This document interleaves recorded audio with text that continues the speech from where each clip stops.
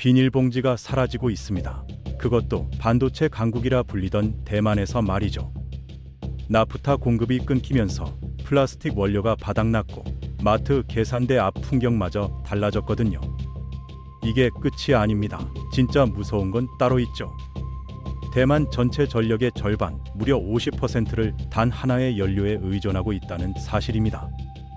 바로 LNG, 그것도 머나먼 중동 호르무즈 해협을 건너오는 LNG요.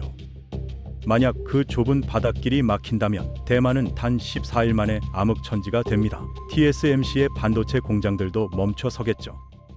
한국과 닮은 듯 너무도 다른 그 위태로운 구조, 지금부터 낱낱이 파헤쳐 드리겠습니다. 자, 이 사태의 시작점으로 한번 가보시죠. 카타르에서 출발한 LNG 운반선이 호르무즈 해협을 통과하지 못하게 됐습니다. 이란발 지정학적 긴장이 그 좁은 바닷길을 틀어막아 버린 거죠. 대만 정부 관계자들 입장에선 그야말로 식은땀이 줄줄 흐르는 순간이었을 겁니다. 비축된 LNG가 꼴랑 14일치, 보름만 버티면 국가 전력망 전체가 셧다운 되는 거였거든요. 근데 말이죠. 왜 이런 아찔한 구조가 만들어졌을까요? 답은 9년 전으로 거슬러 올라갑니다. 2016년 차이 잉원 전 총통이 이끄는 민진당이 정권을 잡으면서 모든 게 시작됐죠. 그들이 내건 핵심 공약, 바로 탈원전이었습니다. 대만 안의 모든 원자력 발전소를 깡그리 없애버리겠다는 파격적인 선언이었죠. 표심을 자극하기엔 더없이 매력적인 카드였습니다. 여기서 한 가지 짚어볼 인물이 있어요. 타이베이 외곽에 사는 50대 가장 천 사장님이라고 해보죠. 그분은 2011년 봄 텔레비전 앞에서 벌어진 입을 다물지 못했습니다. 바닷물이 후쿠시마 원전을 집어삼키고 수소 폭발이 일어나는 그 장면. 일본에서 벌어진 일이지만 천 사장님은 직감했죠. 지진 많은 우리 대만도 똑같이 당할 수 있겠구나. 그 공포가 대만 사회 전체를 뒤덮었습니다. 멀쩡히 돌아가던 원전을 다 뜯어버리자는 여론이 후쿠시마 사태의 충격 속에서 들불처럼 번져나간 거죠. 결국 그 두려움이 정책이 됐고 정책이 위기를 불렀습니다. 천 사장님 같은 시민들의 두려움이 모이고 모여 정부를 움직였습니다. 대만 정부는 2025년까지 원전 제로 국가를 만들겠다고 못을 박았죠. 멀쩡히 돌던 원자로들이 하나둘 차례로 불을 껐습니다. 그런데 말이죠. 여기서 치명적인 계산 착오가 있었어요. 원전이 빠진 그 거대한 빈자리를 도대체 뭘로 메울 거냐는 문제였죠. 정부 발표는 그럴듯했습니다. 태양광, 풍력 같은 신재생 에너지로 채우겠다는 거였거든요. 근데 현실은 영화가 아니잖아요. 풍력 발전기 수천 개를 하루아침에 뚝딱 세울 수 있나요? 태양광 패널이 국토를 다 덮을 수 있나요? 물리적으로 절대 불가능한 이야기였습니다. 발전소 짓는 데만 최소 5년, 10년이 걸리는데 원전은 이미 꺼지고 있었거든요. 결국 대만 정부 손에 남은 카드는 딱 하나였습니다. 빠르게 지을 수 있고 당장 돌릴 수 있는 LNG 발전소뿐이었죠. 이렇게 떠밀리듯 LNG 비중이 30%, 40%를 넘어 50%까지 미친 듯이 치솟은 겁니다. 국가 전력의 절반을 외국에서 배로 실어오는 가스에 맡겨버린 거예요. 그것도 머나먼 중동에서 말이죠. 당시 대만 정부 안에서도 우려의 목소리가 분명 있었을 겁니다. 이거 너무 위험한 거 아니야? 하지만 후쿠시마의 공포와 친환경이라는 명분 앞에서 그런 합리적 의심은 묻혀버렸죠. 그리고 2025년 결국 우려하던 일이 터집니다. 이란이 호르무즈 해협을 흔들어대는 그 순간 대만의 원전 제로 플랜은 국가적 재앙의 부메랑이 되어 정부의 뒤통수를 강타하기 시작한 거죠. 상황이 여기까지 오자 대만 정부는 결국 백기를 들었습니다. 그렇게 큰 소리치며 문 닫았던 원전들을 부랴부랴 다시 켜야 한다는 굴욕적인 결정을 내린 거죠.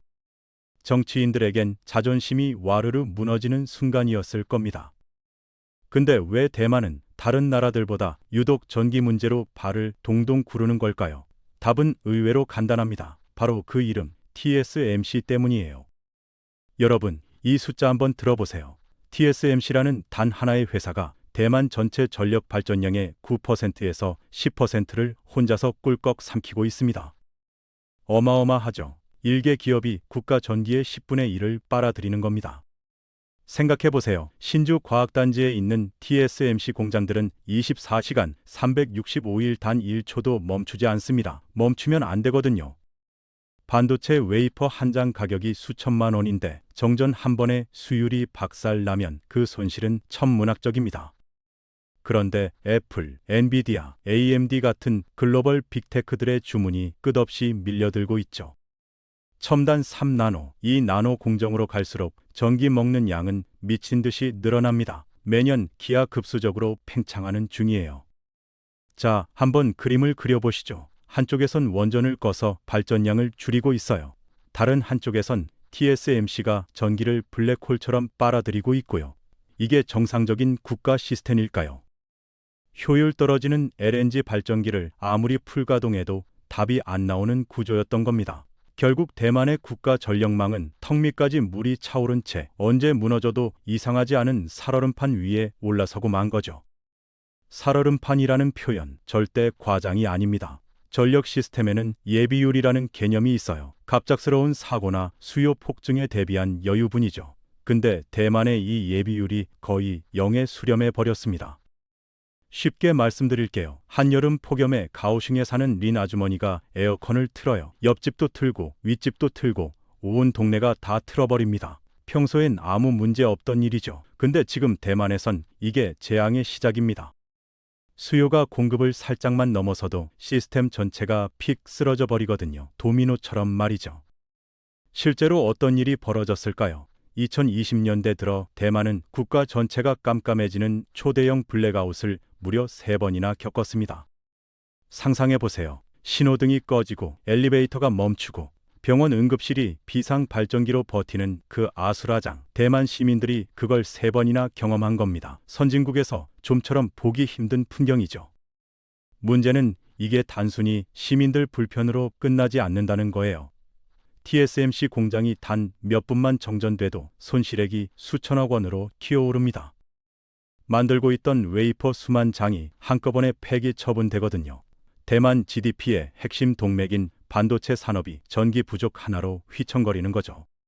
글로벌 빅테크들도 슬슬 불안해하기 시작했습니다. TSMC에만 맡겼다가 정전 한 번 나면 우리 사업도 끝나는 거 아냐? 결국 정치적 이념으로 밀어붙였던 탈원전은 경제 붕괴라는 무서운 현실 앞에서 무릎을 꿇었죠. 살기 위해서, 살아남기 위해서 대만은 결국 자기 손으로 껐던 그 원전 스위치를 다시 올리게 된 겁니다. 자, 이제 시야를 좀 넓혀볼까요? 전력난으로 발을 동동 구르는 게 대만뿐일까요? 천만에요. 글로벌 패권국 미국조차 이 거대한 흐름에서 벗어날 수 없었습니다. 미국이 최근 공식적으로 발표한 내용을 들으시면 입이 떡 벌어지실 겁니다. 향후 30년 동안 무려 300기가와트 규모의 원자력 발전을 폭발적으로 늘리겠다는 거였거든요. 300기가와트, 이게 도대체 얼마나 큰 숫자일까요? 쉽게 풀어드릴게요. 우리가 흔히 보는 대형 원자력 발전소 1기 용량이 보통 1기가와트에서 1.5기가와트 정도입니다. 그러면 300기가와트를 채우려면 신규 원자로를 200기에서 300기는 새로 지어야 한다는 계산이 나와요. 비교를 한번 해드리죠. 우리 대한민국 전체에서 지금 가동 중인 원자로가 총 26기입니다. 미국은 그 10배가 넘는 숫자를 새로 짓겠다는 겁니다. 그것도 수십 년 안에요. 매머드급, 아니 상상을 초월하는 규모죠. 이게 미국만의 이야기였다면 그러려니 했을 겁니다. 근데 약속이라도 한 듯 유럽, 일본, 그리고 방금 말씀드린 대만까지 너나 할 것 없이 원자로 신규 건설 대열에 뛰어들고 있어요. 10년 전만 해도 원전은 위험해, 친환경으로 가야 해 라고 외치던 그 나라들이 말이죠. 손바닥 뒤집듯 정책을 바꾸고 있는 겁니다. 왜 그럴까요? 답은 명확합니다. 전기가 없으면 국가가 굴러가질 않거든요. 이 거대한 글로벌 에너지 정책의 대전환은 단순히 발전소 몇 개 짓는 차원이 아니에요. 전 세계 에너지 공급망과 관련 소재, 부품 산업의 지형도 자체를 뿌리째 뒤흔들고 있는 진짜 어마어마한 파도인 겁니다. 이 거대한 파도가 지금 글로벌 시장에 어떤 충격을 주고 있을까요? 일단 가장 먼저 우라늄 가격부터 들썩이고 있습니다. 원전 2,300기를 새로 돌리려면 연료가 필요하잖아요. 전 세계가 우라늄 광산을 향해 달려들고 있는 형국이죠. 그뿐만이 아닙니다. 원전 건설에 들어가는 특수 강제, 압력 용기, 터빈, 냉각 시스템 이런 핵심 부품들을 만들 수 있는 기업이 전 세계에 몇 군데 안 되거든요. 한국, 일본, 프랑스 정도가 손에 꼽히는 강자들이죠. 이 인프라 선점 경쟁이 지금 어마어마하게 벌어지고 있는 겁니다. 그런데 왜 갑자기 모든 나라가 이렇게 다급해진 걸까요? 결정적인 한 방이 있었습니다. 바로 이란이었죠. 이란이 무력 도발을 감행하고 호르무즈 해협을 막아버리겠다고 협박했을 때 전 세계 정상들의 머릿속을 스친 생각은 똑같았을 겁니다. 아, 우리도 대만처럼 한순간에 암흑천지 될 수 있겠구나. 중동 분쟁의 불똥이, 자국 전력망 마비, 핵심 제조업 셧다운으로 곧장 직결되는 그 취약성을 모두가 뼈저리게 체감한 거죠. 더 이상 화석 연료에만 매달려 있다간 적국의 미사일 한 방에 나라 경제가 폭삭 주저앉을 판이었습니다. 그래서 각국 정부가 에너지 자립을 국가 안보 1순위 과제로 끌어올린 거예요. 원전이 위험하다고요? 그런 한가한 소리 할 때가 아니라는 거죠. 안정적인 기저 전력을 확보하는 게 곧 국가 생존이니까요. 과거 탈원전을 외치던 환경운동가 출신 정치인들조차 입을 다물 수밖에 없게 됐습니다. 에너지가 무기로 변한 시대, 시대적 패러다임이 통째로 뒤집히고 있는 그 한복판에 우리가 지금 서 있는 겁니다. 자, 그럼 이쯤에서 우리 대한민국은 어떤 위치에 서 있는지 짚어봐야겠죠. 결론부터 말씀드리면 한국은 대만보다는 훨씬 나은 패를 쥐고 있습니다. 일단 안도의 한숨은 쉬어도 되겠어요. 왜냐고요? 한국은 탈원전을 끝까지 밀어붙이지 않았거든요. 문재인 정부 시절 탈원전 기조가 있긴 했지만 정권이 바뀌면서 방향이 틀어졌고 결국 전체 발전량의 약 20%를 원자력이 든든하게 지키고 있는 상황입니다. 이게 얼마나 큰 차이인지 아세요? 24시간 변함없이 돌아가는 원전이라는 든든한 기둥이 있다는 건 외국에서 배 타고 오는 LNG에 목숨 걸 필요가 없다는 뜻이거든요. 대만처럼 14일치 비축분으로 벌벌 떨 일이 없는 거죠. 근데 말입니다. 여기서 안심하면 큰일 납니다. 한국이라고 해서 중동발 위기에서 자유로운 게 절대 아니에요. 우리나라가 어떤 나라죠? 석유화학과 제조업이 산업의 뼈대인 나라잖아요. 울산 석유화학단지, 여수산업단지, 거제 조선소, 이 거대한 산업 동맥들이 다 어디서 오는 원유로 돌아갈까요? 바로 중동입니다. 호르무즈 해협이 막히는 순간 한국 경제도 무사할 수가 없어요. 원유 단가가 폭등하면 휘발유값만 오르는 게 아닙니다. 플라스틱 가격이 오르고 운송비가 오르고 결국 마트의 라면값까지 다 올라요. 살인적인 인플레이션의 충격파가 우리 살림살이를 덮치는 거죠. 게다가 한 가지 더 짚을 게 있어요. 전기 문제 하나만으로 글로벌 반도체 판도가 완전히 뒤집힌다고 단정 짓긴 어렵습니다. 진짜 무서운 변수는 따로 있거든요. 그 이야기를 지금부터 풀어드리겠습니다. 진짜 무서운 변수, 바로 인공지능입니다. AI라는 괴물이 등장하면서 전기는 이제 비용이 아니라 국가 경쟁력 그 자체로 격상돼 버렸어요. 숫자를 한번 보시죠. 글로벌 주요 연구기관들이 내놓은 충격적인 전망이 있습니다. 2050년까지 전 세계에서 AI 연산 처리에만 추가로 들어가는 전력량이 기존 전체 전력 소모량 대비 무려 30%에서 40% 이상 폭증할 거라는 예측이에요. 쉽게 말해서 인류가 지난 100년간 쏘은 전기에 더해서 AI 돌리려고 또 그만큼의 전기를 새로 만들어야 한다는 거죠. 이게 가능한 일일까요? 실제로 미국 버지니아주에 사는 30대 직장인 제임스 씨 사례를 들어볼게요. 그분은 평범하게 살고 있었는데 어느 날 동네에 거대한 AI 데이터 센터가 들어섰습니다. 그러더니 몇 달 만에 가정 전기 요금이 2배, 3배로 뛰어버린 거예요. 데이터 센터 한 곳이 작은 도시 하나가 쓸 전기를 통째로 빨아들이거든요. 그 지역 송전망에 과부하가 걸리니까 일반 주민들이 쓰는 전기 단가까지 미친 듯이 치솟는 거죠. 제임스 씨처럼 분노한 시민들의 시위가 미국 곳곳에서 터지고 있습니다.